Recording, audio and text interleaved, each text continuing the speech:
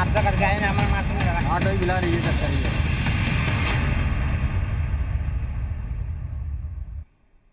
जी हां, रोको और टोको, जी मीडिया का बड़ा अभियान, क्योंकि जान है तो जहान है। और इसी पर आज हम कर रहे हैं चर्चा। खास मेहमान हमारे साथ जुड़े हुए हैं, उत्तराखंड के कैबिनेट मंत्री अरविंद पांडे जी हमारे साथ जुड़े हुए हैं। अरविंद जी, एक बार फिर से आपका बहुत बहुत स्वागत है। अरविंद जी, क्योंकि केसेस बहुत तेजी के साथ लगातार बढ़ते जा रहे हैं, ऐसे में सवाल ये भी उठ रहे हैं क्योंकि सल्ट में चुनाव भी होना है, तो प्रचार करना क्या जरूरत थी, या फिर आप लोग तो ऑनलाइन भी कर सकते थे ना ये सब?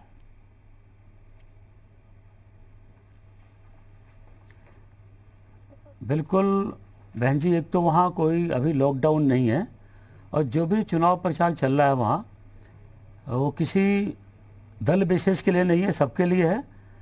और संविधान के नियम के अनुसार चुनाव भी बहुत आवश्यक था वहाँ। लेकिन जो लोग भी वहाँ चुनाव प्रचार में हैं, उनके द्वारा अपील भी है, और मैं आपके माध्यम से भी कहना चाहता हूँ कि सब लोग कहीं ना कहीं सोशल डिस्टेंस का सबको पालन करना चाहिए। नहीं, इसकी समय सीमा थी, क्योंकि हमारे बीच में माननीय विधायक जी थे, वो दिवंगत हो गए हैं, तो कहीं ना कहीं 6 महीने की जो बाध्यता होती है उसका पालन करने के लिए चुनाव कराया गया है। लेकिन ये सरकार का एक सामूहिक निर्णय है, और उसका संविधान के नियमों का पालन भी करना है। लेकिन जो भी चुनाव प्रचार चल रहा वहाँ सोशल जो डिस्टेंस है, जो भी कोविड-19 की गाइडलाइन है, उसका पालन करते हुए है। और मैं आपके माध्यम से अपील भी करना चाहता हूँ, नेता लोग सभा करने के लिए पहुंचते हैं तो वहां भीड़ नहीं बढ़ती है, लोग नहीं पहुंचते हैं।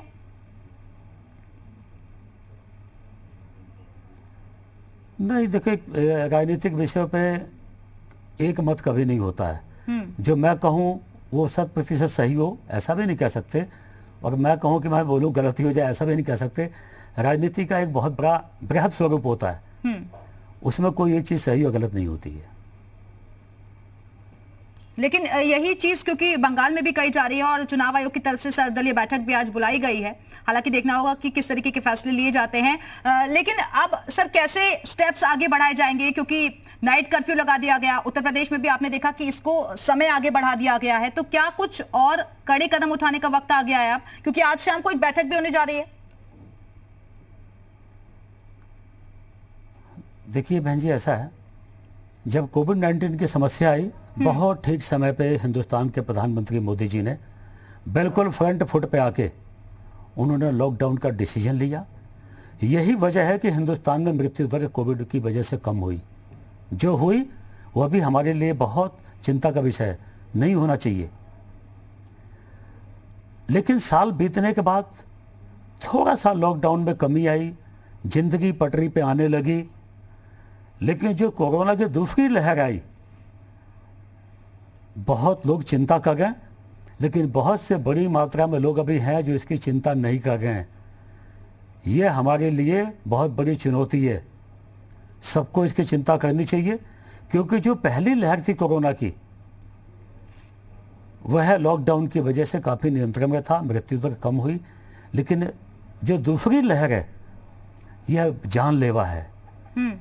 किसी को इससे नियमों से हटके ज़िंदगी नहीं जीनी चाहिए, और सरकार जो भी निर्णय लेगी, मैं आपके माध्यम से इस प्रदेश का एक छोटा सा मैं मंत्री पद का दायित्व निभा रहा हूँ। मैं आपके माध्यम से कहना चाहूँगा कि किसी भी व्यक्ति को इसको हल्के में लेने की आवश्यकता नहीं है।